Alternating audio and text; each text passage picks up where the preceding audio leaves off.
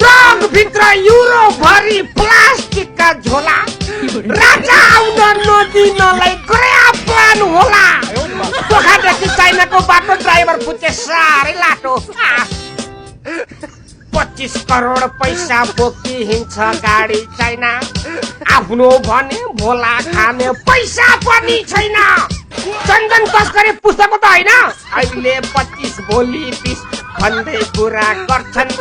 नक्कली पो रहेछ भन्दै नेताले पेट भर्छन् ट्रकभित्र पैसा भेटिने हाम्रो नेताको खर्च मेटिने गरिबैले जनता मर्का फुट्या कौडी कहाँ छ यही बाटोमा पैसा बोक्दै गाडी दौडिरहेछ